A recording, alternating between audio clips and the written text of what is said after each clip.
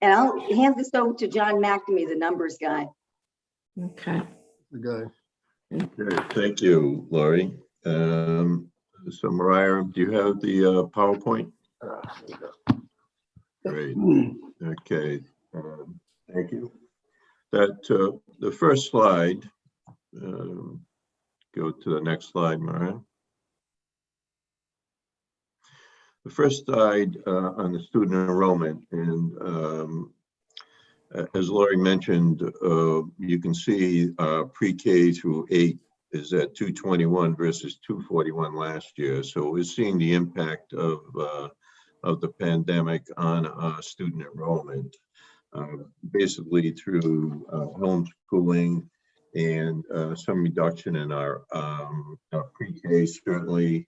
And we've seen some of our out-of-district tuition students that have migrated to the private and parochial schools because they were open with in-person learning. So we're hoping that we will recover those students in the 2022 year that we're looking at right now.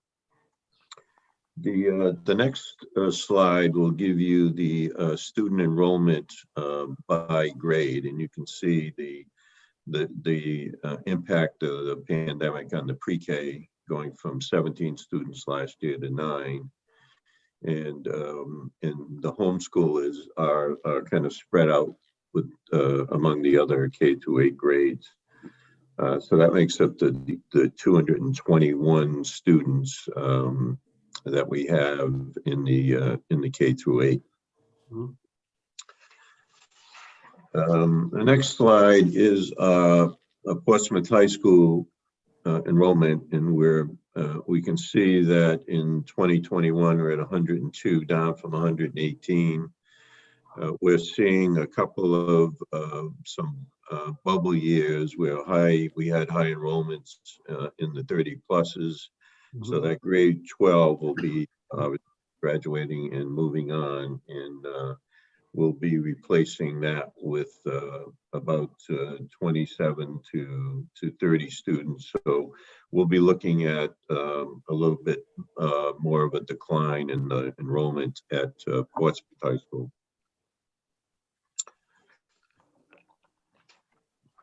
On the next slide, we talk about state aid, and this year what we've got in there is $432,074 in our budget, and this is the RIDE recommended budget. So we're working off the governor's recommended budget.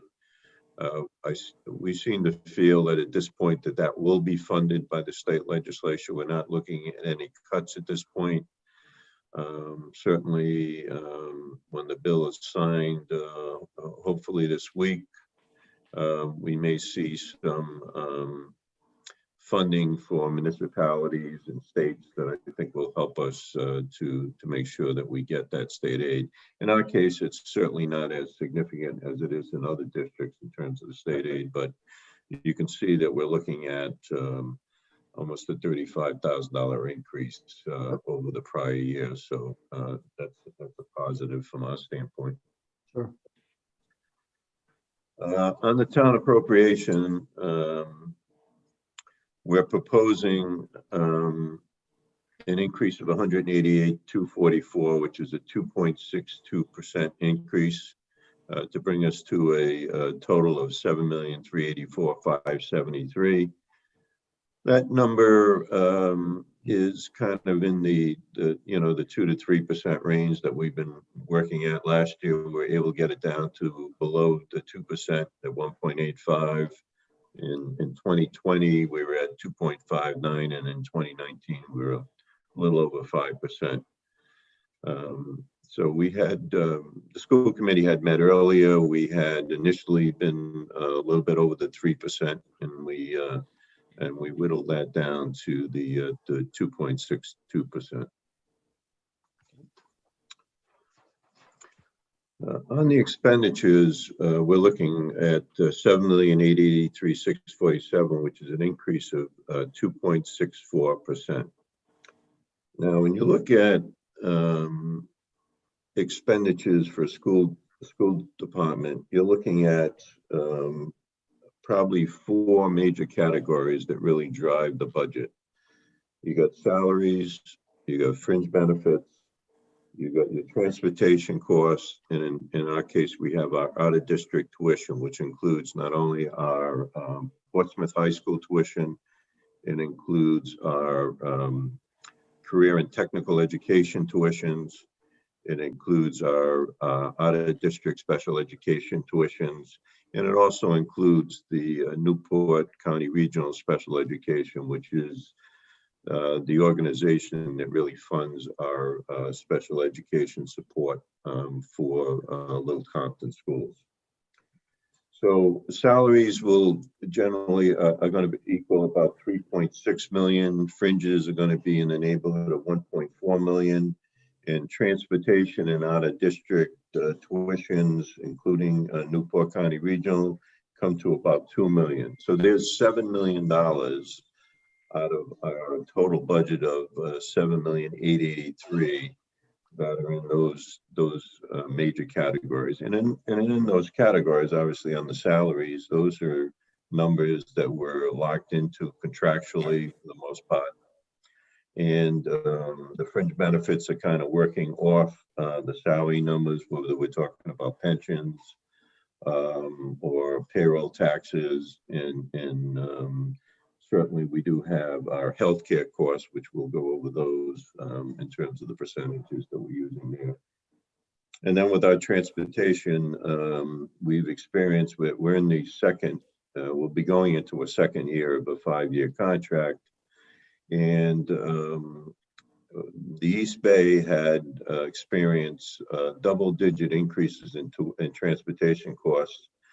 It appears that there's a driver shortage in the East Bay, and some of that is being reflected in the increase in the costs on the transportation side. So we did incur in 2021, this past current year, close to an 11% increase in transportation. Going forward, increases will be in the range of about 3%, but it is, although not a major component, as you see in some districts, you know, we are spending $600,000 or better on transportation, including monitors in the district. So it can have a significant impact. The next slide, talking about the revenues. What we have budgeted is increase in state aid, as I indicated, $26,000 going up to $432,000. That actually is over the budget of 4 and change, although we only got 397 last year in FY21. So that's the differential there. But we are looking at an increase in the state aid. We're looking at 8 out-of-district student tuitions at $6,000. So we've got $48,000 budgeted in there. We have the increase in the town appropriation that we're requesting at 2.62 for 188,244. And we have a small increase in Medicaid, which we're going from a budget of 15 to a budget of 19. So we're showing a little bit of a bump in our Medicaid reimbursement. So that pretty much takes care of the revenues. We move into salaries, which is certainly one of our largest expenditures. We're not looking at any increases in our certified full-time equivalents. They're going to be very consistent with where they are at in FY21. We have settled the teacher's contract, where this will be going into the second year of a 2-year contract, which calls for a 2% increase. We're currently bargaining with the non-certified union for 6/30/21. We do have a placeholder put into our salaries to account for that bargaining. Our administrative salaries are based on current contracts, And we are seeing a little bit of a bump in our substitute teacher costs because the daily rates have moved up. Like most districts, it's been very difficult to get subs. And for the most part, we've needed to bump up our daily rate that we're paying from subs from $100 a day to close to $140 a day. There are some districts in the state that are even well above that. So that's added a little bit of additional cost to our salaries and wages for the FY22 budget. On the fringe benefit side, again, the health and dental rates, I spoke with Tony Texera, and we had some communications with the trust that provides our health and dental, and we are looking at a 7% increase. It may be a little bit lower than that. We'll probably find out more than likely either the end of March, beginning of April. We'll have some hard numbers, but I think the 7% is a reasonable estimate at this point, as well as the 5% for dental increases. Right now, our co-share is 20% for teachers and 18% for non-certified administrative. We are looking at a little bit of a bump in our pension contribution, and this is dictated by the state, 0.38%, although it's not a large percent. Teacher salary costs certainly are above $2 million, so it does have an impact on pension contributions. And those items in fringe benefits, such as payroll taxes and defined contribution pensions, which are which are based on salaries, will go up proportionately as the salaries increases. So those make up the increases in the fringe benefits for the FY22 budget.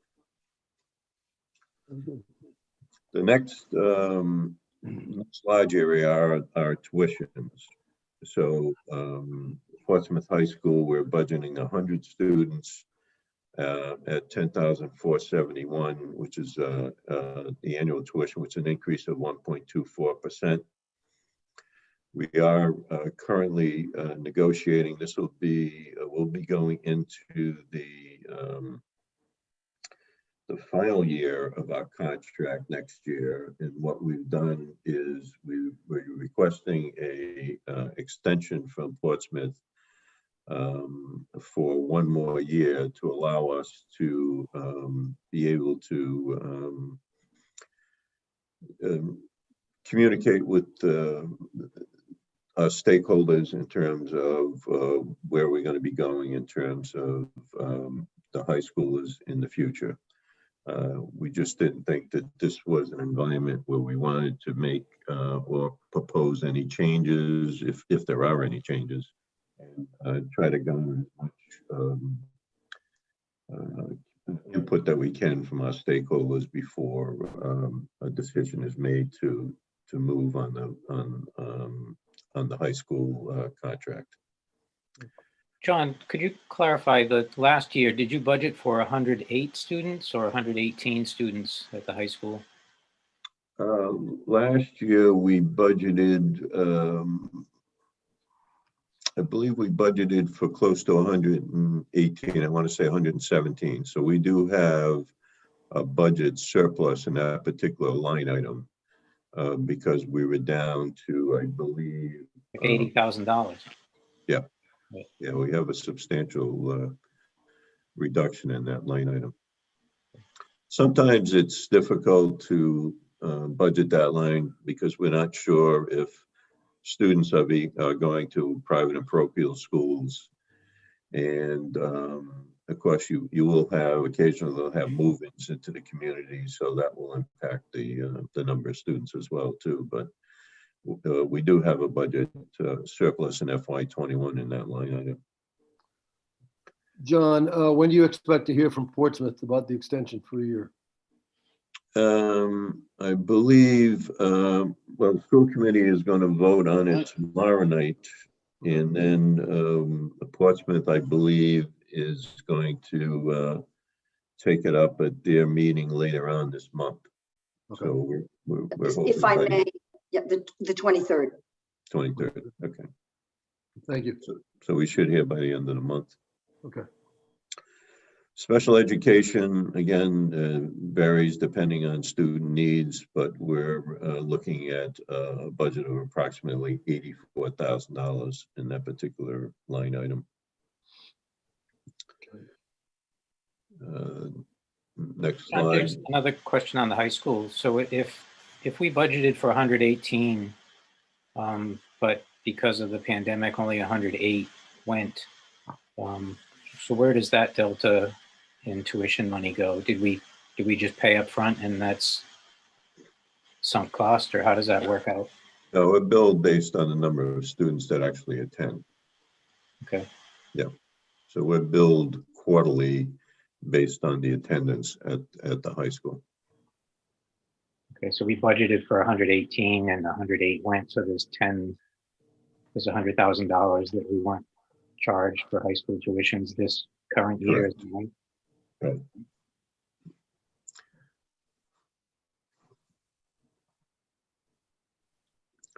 On the vocational ed, we're looking at basically 4 students attending outside career and technical education programs. We have 1 at the Met. We have 2 at Newport Career and Tech, and we have 1 going to the Tiverton program. So that would to make up the vocational education tuitions.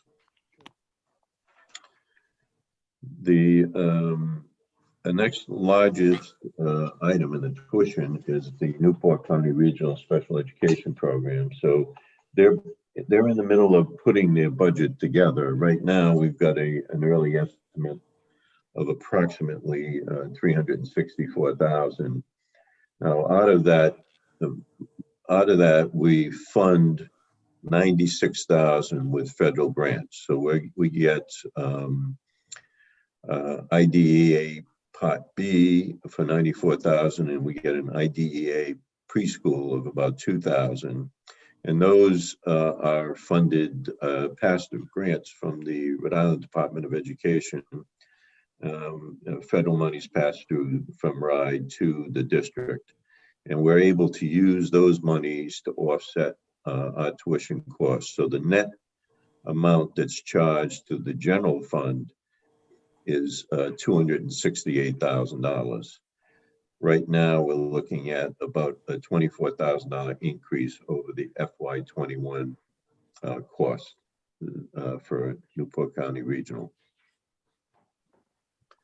We should have this number finalized within the next 30 days. I'm not anticipating that there's going to be a big swing at all in this number at this point.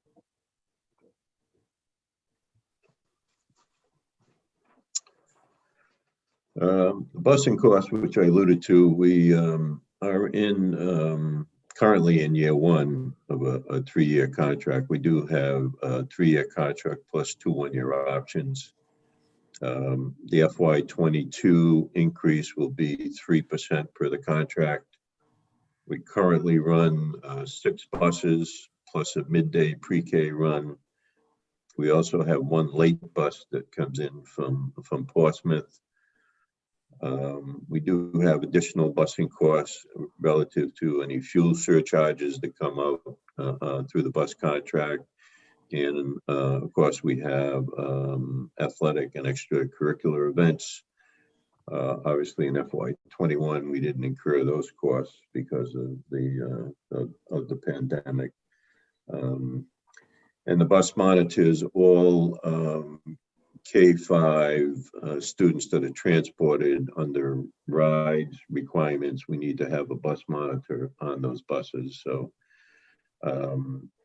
we generally average somewhere in the neighborhood of about 4,100 hours, and the $27.15 is the hourly rate that the bus company charges to supply the monitors.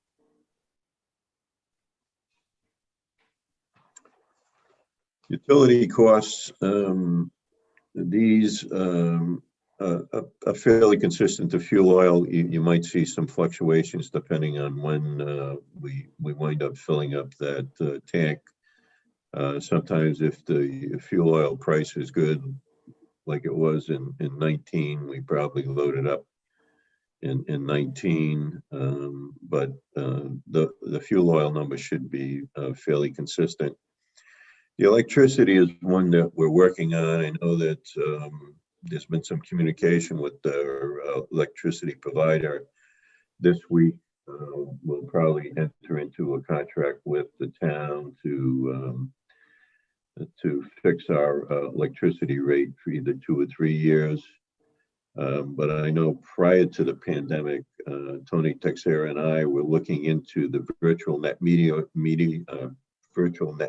option, which could save us north of 30% on our energy costs for electricity. I do use that. We do use it in Lincoln, and I can attest that we're above 30% in our savings. And that net virtual energy, net virtual metering contract would allow us to enter into contracts with green energy suppliers, and through those contracts, we're able to sell that generated power back to the grid and get a credit in energy on our bills. And it's a very popular program. I think it's one that works. There's a little bit of legwork that needs to occur to get into it. There are proposals to get financial advisors on board. Some of that will be funded by the energy suppliers. So we're going to start up that process again just when the pandemic hit in March. I know Tony and I had a conference call with the Rhode Island Department of Energy, and we were starting to move on that. And then, of course, when everything shut down, that kind of went by the wayside. So we're going to be getting that back onto the agenda, and hopefully it probably will take anywhere from 6 to 9 months is what they had told us. So hopefully we'll see some impact, hopefully in the I would say the fourth quarter, which would be the second quarter of FY22.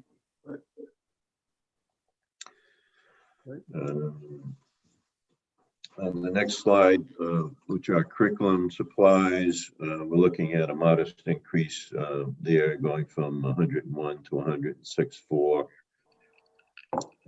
At this point, there could be some stimulus money available for curriculum. At this point, we're not sure what that could be or how much there would be, but we think that it'll be targeted towards learning loss. So it's not something that we could utilize to offset some of the existing operating expenses in the budget. But it can be something that whether it's textbooks or web-based instruction or potentially some equipment, we're going to be looking at that to see if we can maximize the use of any of those funds. At this point, we have no idea what that money is. We're only hearing through the grapevine that there will be monies available for learning loss in the new bill that will be passed this week. And finally, the capital outlays. We're looking at some security upgrades and enhancing some of the alarm at 24. The Promethean boards, in last year's budget, we had a lease, a 4-year lease in there. So this is the annual payment on that 4-year lease for $32,000. We're looking at Chromebooks for pre-K to 1, which would be about $17,000 investment. And then we're looking at some upgrades in our network at about 13. And initially we had $50,000 in our capital, which was for enhancements to the auditorium, which we requested that the town help to fund those because it certainly will give us a nice community space with all the bells and whistles that would allow more community use, especially in some of these times that we're going through. So that one was originally in the budget, and we had requested that that be funded through the town's capital budget. John, does the Chromebook estimate for pre-K include the non-pandemic peer population? Like, is it assuming the 19 that I think we had before we had this 9? Or does it assume the smaller number? I think it's the larger number. Larger number, yes. Yeah. Yeah, and they're Chrome pads, Jenna. Mm-hmm. They're Chrome pads rather than Okay. Chromebooks. They're Chrome pads for our pre-K through grade 1 because that is the platform that we have invested in. Obviously, grade 2 through grade 8 and all of our teacher devices as well, and most of our online dashboards. So they're Chrome pads, and because they're little fingers and they're not quite, keyboard ready, and the larger number, absolutely. We're hoping for a complement of 18 or 19 kids next year, integrated preschool. Excellent. Thank you.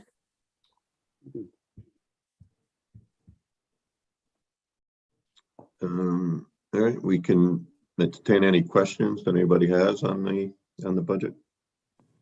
Thank you, John. So right now, this year, because of the pandemic, as Ben said, you had 118 you had planned for, and 108 are there at Portsmouth. That's about 100,000 or close to it, right? Yep. Extra. We're not spending. Where are we with your budget this year? Where are we now? Well, right now, I'm projecting, and that was part of the handout, I'm projecting basically a break even at this point. There may be some areas there relative to the maintenance that at this point I'm leaving in the budgeted number because I'm not sure what's going to happen as we go through. So I think that could be fairly conservative. We are a lot of the money that we will be over budget on is sitting in our salary number, and a lot of that is for substitutes, and that's really what's driving that that increase as well. And a little bit on the fringe benefit side as well. Anybody else? Are you modeling the demand for substitutes in 22 after what happened this year? Or? No, what I did was I went back to FY19 and looked at the average number of days that we were using for subs. And I then added the increase going from the 100 to 140 and used that projection for FY22. So I think FY19 certainly was one full year. Last year, when we shut down in March, it didn't give us a good a number. So I was benchmarking that off FY19 numbers. Okay. So the salaries are, you said 2%, so that's like $72,000 of increase in just the basic salary numbers. Yeah, we'll have some additional increases for steps, because you'll have a 2%, but then you'll have steps that'll be in there, so you'll have a little bit of a pickup on your steps. Okay. As well too. in Lincoln, how long have you been on that with the energy? A year or 2 years? Well, they were actually on that before. I got there in 2018 and they had already been on that.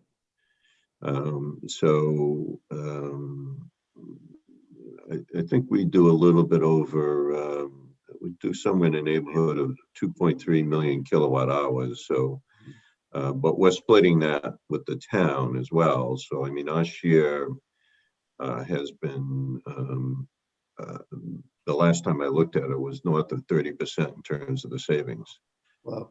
So I'm anticipating that we should be at least in that area as well too. Well, you know, this whole the energy cost at that school is baffling because initially, as I said before, the initial engineering estimates were a lot lower than what the actual was coming on, and of course when you look and you know you've got more fans running for the air exchange.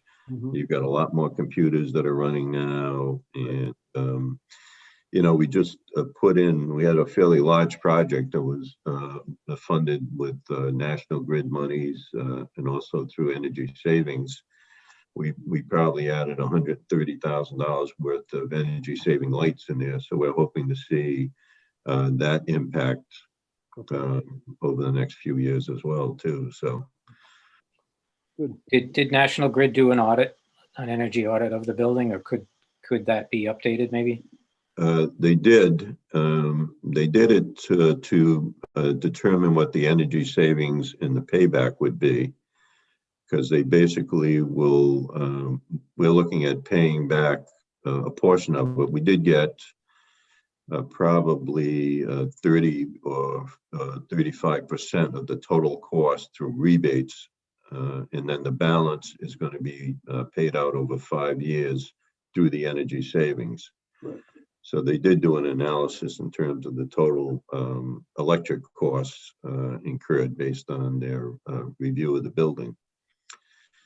So we're going to be monitoring that against what they came up with, and basically look at what the energy savings would be just with this lighting, which I think should be substantial.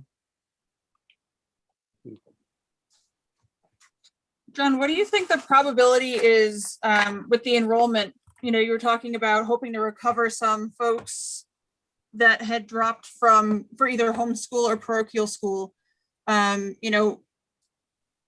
There are some parents that are saying like, well, I did a year of homeschool and it actually worked better. What if they don't come back? And how will that impact your numbers?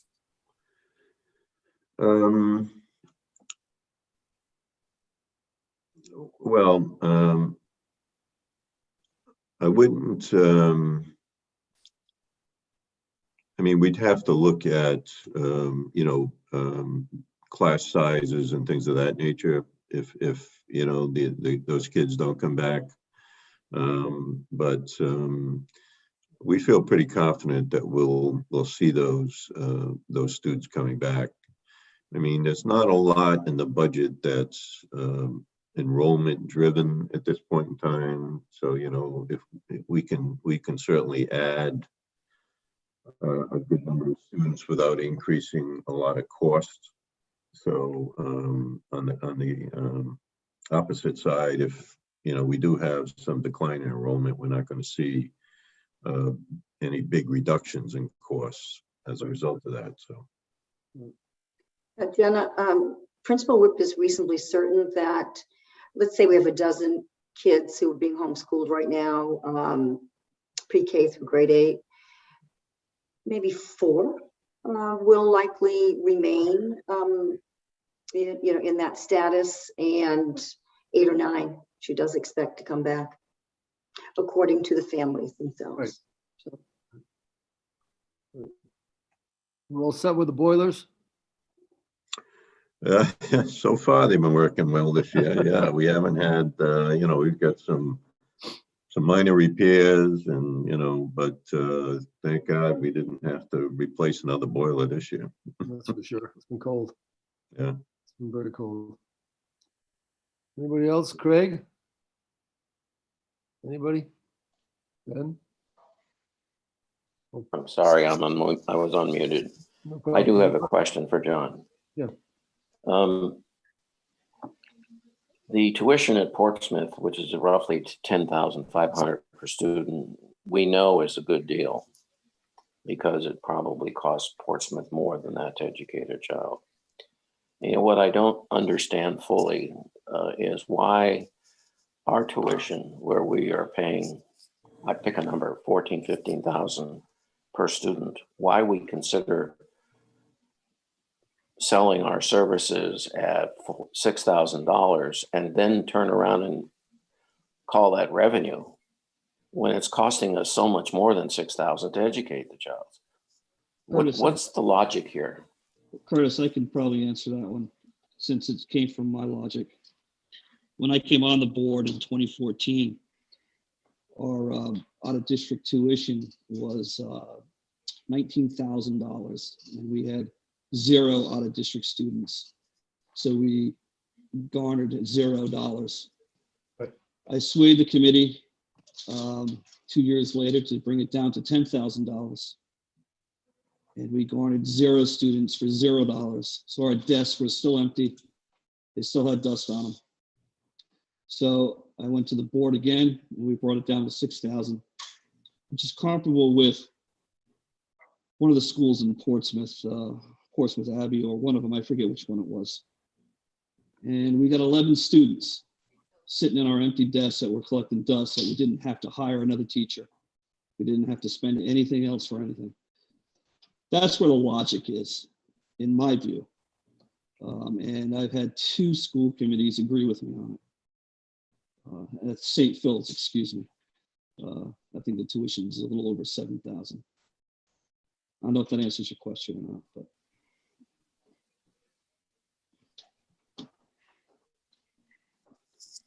Any other questions? Well, thank the school committee. So George, I still have on my agenda to close out here. I have 3.1. Yep, go ahead.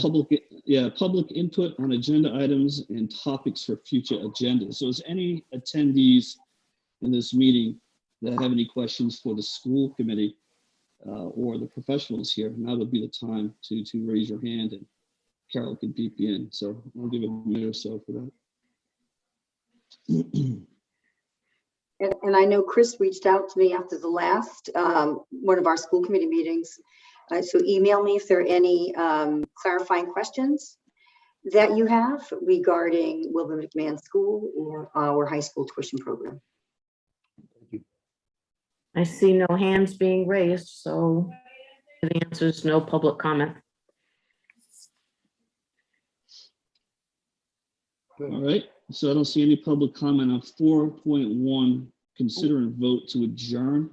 I'm going to do that by a roll call. Mariah, could you do that, please? Polly Allen. Aye. Anna Ayat. Aye. Mike Rocha. Aye. Rita Kenahan is absent. Patrick McHugh. Aye. So we adjourned. George and Budget Committee, thank you for having us. Thank you very Thank you, much. Sarah. Appreciate it. Thank you. Thank you. Don't hesitate to reach out. Have a great Thank you. night. Have a good night. Bye, Ben. Go out here. Good night. Okay, we have minutes that Christopher emailed today. Sorry it's so late again. No, it's fine. People are busy. Did everybody get it? Yes. Yes. Changes? I have nothing to offer. I would move to accept them as written. The only I'll thing I second would it. like to offer is number 5. I would just like to have added that the chair relayed the information to the town clerk on the salary of $59,500. Okay. I did do that. Yep. Okay, anything else? A motion to approve? Move to approve as amended. Okay. Second. Okay. Let's go through it. Motion made by Ben, second by Craig. Greg, right. All in favor? Aye. Aye. And that is Jenna says aye. Christopher, aye. Craig, aye. Then aye, and myself, aye. Okay.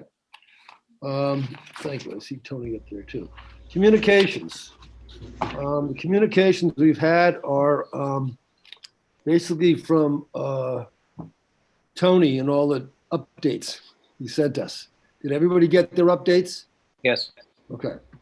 Everybody's got them. I did. Okay, that's all the communications I have.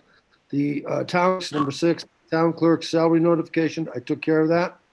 I did receive one other communication from the town council, Bob Mushin. And that was as far as, we'll take this up at the next meeting. It is Town Council article detail fiscal year 22 includes adjust councilors' salaries. The purpose is to properly reflect the changes in assigned responsibilities within the town government. As part of the deliberations, please, and the budget committee specifically votes to ratify the changes in salaries. So we will take that up at our next meeting, okay? Did we also get a George, note on the pension? Yes, the pension. I got that also today. Yes. George, is this for the town council or for town clerk? Council, because they're elected officials. So we have to vote on that. So, okay. Besides Carol's. So we will take that up at the next meeting because it's not on our agenda. Do we have, I'm sorry, do we have a physical letter? I have the one about the pension fund, but I don't have one about the town council salary change. Did I miss it? No, I don't. Bear with me 1 second, please. I don't think so. 1 second.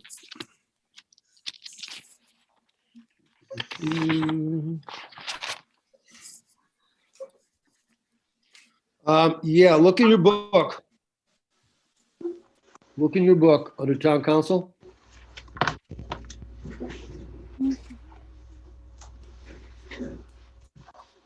Breakdown, like salary Yes. president was 6372, it's going to 5200, and the transfer of the responsibilities to the town administrator. Okay. So we just, because they're elected officials, they've changed that, we have to just vote on it. We'll do that at the next meeting. Okay? The other one was, as Ben said, from the pension committee. And we will go over that at the next meeting also. That's in the file. Audit results. Tony?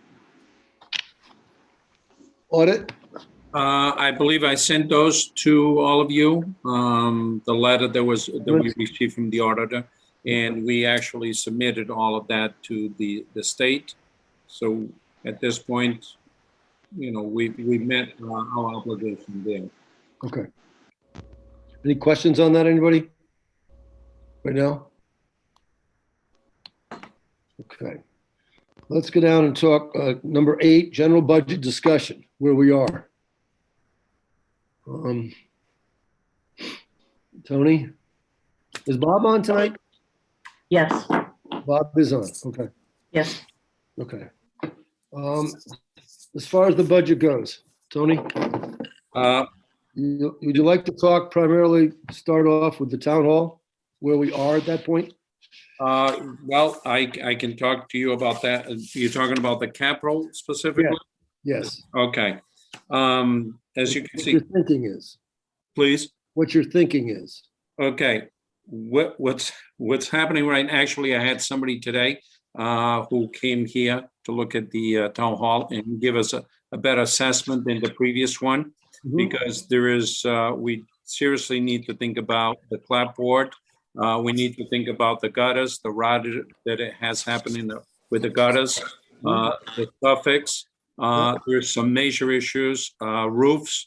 when we look at the school building or the finance department's building, not in the best of shape. The connector here right over my head, we've had issues of dripping, water dripping inside in 3 of the offices. So we are looking at replacing. Don't forget, this was built back in, I believe, 86, 87, I believe. So that's how old this roof is. So it's had its time. It's time for a replacement. Let's see, the gutters, we talked about that. The windows, we're looking at options to recondition the current windows or the replacement. So there'll be 2 options on the table for us to look at that. And I should have that back within a couple of weeks, a much better assessment of the entire building and the roofs, in addition to what we had talked about before. Okay. Okay. Bob, would you like to add anything? No, I think he said it well. Okay. That's good. Okay. Should be back in a couple of weeks with more better numbers. Right. Okay. The number we've sought is to attempt to encompass what we think will be the capital needs for the upcoming year that are not met by our capital fund. And we think those include the possibility of significant repairs to the town hall, parking area behind the basketball court, and potentially even going further than that. So we'll be able to come back to you as we develop those with a little bit more detail. And you're looking at different financing options? Yes. The moderator and I are meeting with Bay Coast tomorrow afternoon and should have at least a first cut at what a borrowing scheme might be, and we could come back to you with that. Okay. Okay. Is this something that we want to get done in this budget to get the money in, go out, get a loan on it, get the money in, and then possibly rebond it later? Possibly, what was that last? Get a bond later on, or no? Well, I wouldn't exclude that possibility, but it's not likely. I would envision that we might be able to obtain a very attractive loan rate, and we might be able to do so with a payment that perhaps doesn't even include a first payment in fiscal 22. So we may be able to say, again, dependent upon the circumstances, we may be able to mitigate that a bit so that we move it into the coming year, if that's important. We'll see how the healthcare numbers fold out, et cetera, so that we get a sense of whether we have any room to make payments this year. Okay. Okay. Anybody have any questions? So the article in the paper was kind of confusing on the financing scheme. Like it almost sounded like a line of credit where you were going to project by project be drawing from it, and then the rate would be, renegotiated at the time you were doing that. So yeah, I guess, my biggest concern is how are we going to pay for it and what are the financing options? I'm also wondering, is there anything the state offers municipalities for something like this, like they did when we did the school project, or is it really going to a commercial bank? We think it's the latter. Tony has a great deal more experience with this than I in terms of what's been done in Bristol. But basically, what I would envision that we would do is to take advantage of what are unprecedentedly low interest rates, to borrow money. And to your question as to what extent would it be, we would seek from the voters a very specific approval for 2022, since that's what we're about at the financial town meeting. But we would leave open the option that such a borrowing could be potentially extended, or we could get another increment, that sort of thing, without committing to that, so as to then go back to the people when we were ready to borrow a second level. Does that sound right to you, Tony? Yes, it does. And to the point, the question that was asked, should we consider bonding? I would say that we need to stay away from that. It's much more costly. we would have to incur the insurance of bonds and so forth. And I think with the bond rate that we have, I mean, with the bond rate, I'm sorry, with the rate, yes, that the town has, I think will be wiser for us just to go straight out with private financing. Okay. So do you expect to have some numbers, rough numbers that wouldn't be for next week, by the end of the month or meeting, or we're going to talk about our next meeting in a minute, but this is about the 30th of the month. You think you might have some numbers? We should have. We definitely should have some numbers on both ends, you know, not for the building as well as the financing piece. Okay. What's your thinking about, you know, in terms of a term for any kind of financing? Do you think like a 10-year term like we did with the school is something that's prudent for a municipality, not extending it beyond that? I don't know if Bob wants to touch up on that, but I would say yes, it would be with the 10-year period. And then again, also depends on the discussions that occur with the with the financial institutions, you know, because they may provide something that's pretty appealing. So we have to consider that as well. We were advised by the same financial advisor that we used for the school bond, that various kinds of repayment formula could be offered. For example, it could be front loaded or back loaded and that sort of thing. And so what we want to try to do is not commit a future budget committee or council or anything else to a decision that we make now that says, okay, we're going to encumber something for the next 10 years. Rather, we would like to be able to say with some assurance, here's the repayment plan, in essence, as if we were purchasing a fire truck or something like that, obviously on a much larger scale, but to not set ourselves up for a future in which something balloons or something is uncertain, that sort of thing. We want to be careful to be just the way we'd run our own checkbook. Yep. Mm-hmm. Yeah, it's just the concern is, you know, the way it was portrayed in the newspaper is all that people have heard. So it sounded like it's a line of credit. And then you look at, okay, so 10 years is 5 town council elections. And Right.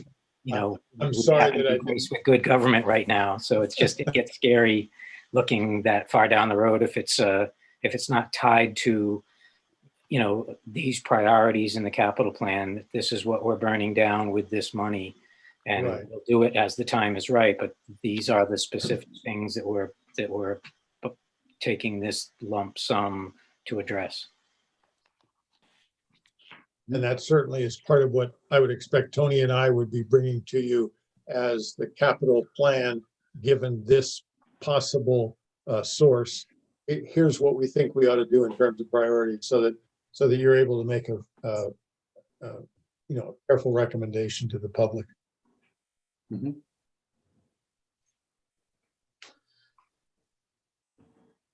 Anything else? Thank you for that. Is there any public input? There are 2 attendees left and I don't see any raised hands. Okay. We have a meeting, supposed to have a meeting, we could schedule this on Monday.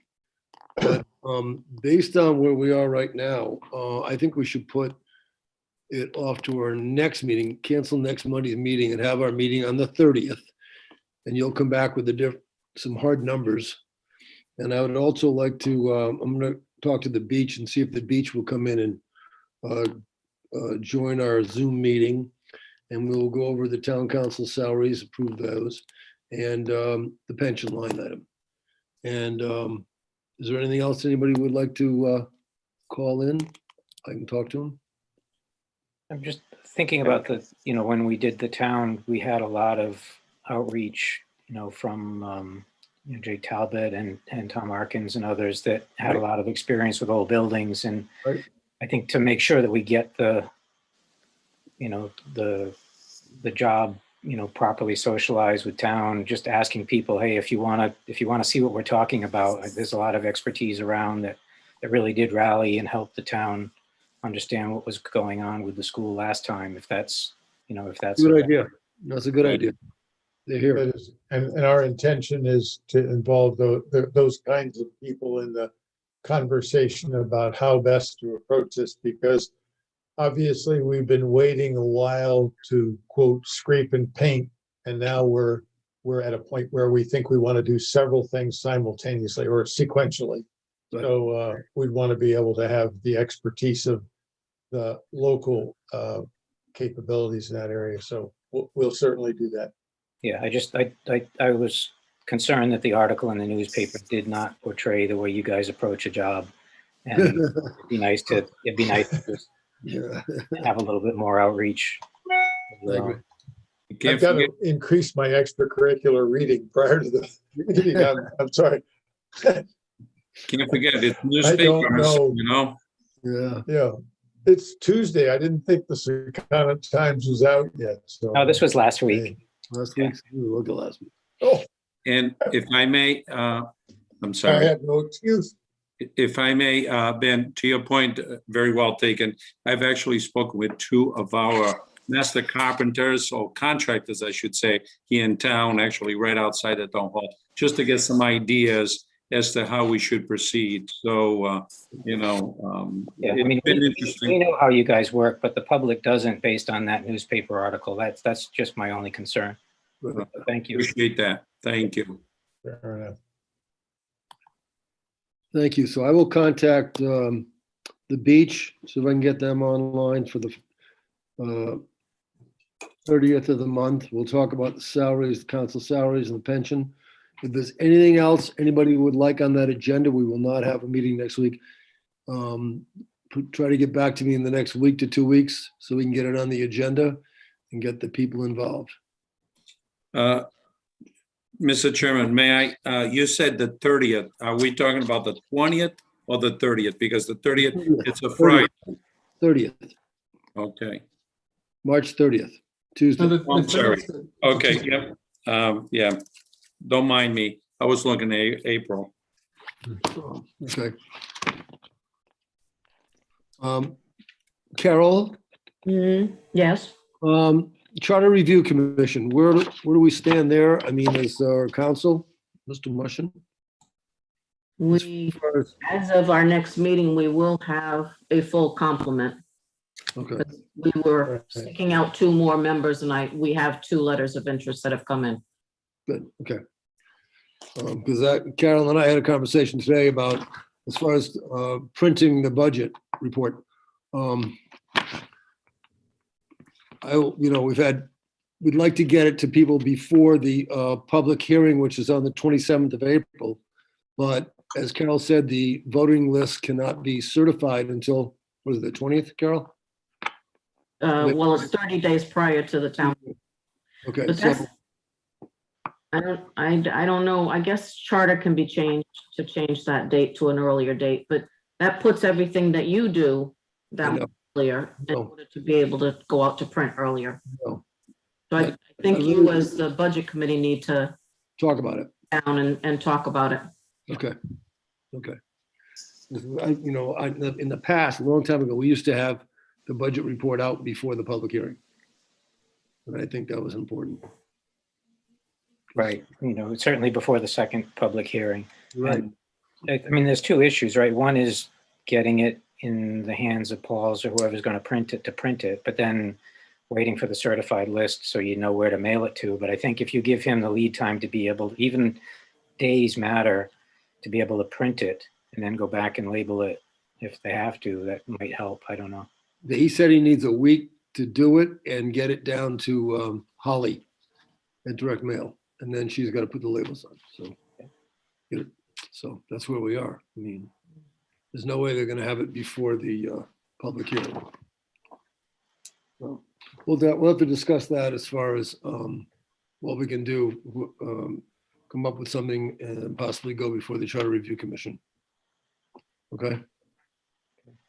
Does that get posted anywhere where, obviously we would be relying on printing to be able to send them, but if somebody was particularly interested, the people who are going to sit down and read every item in the budget are probably going to be the people that would be willing to seek it out if it was available on the website or something like that. Well, Is that something that we do that? we automatically put it on the website when it's ready. When it's ready for print and it's ready for publishing, it goes on the website. So that's already a given. Okay.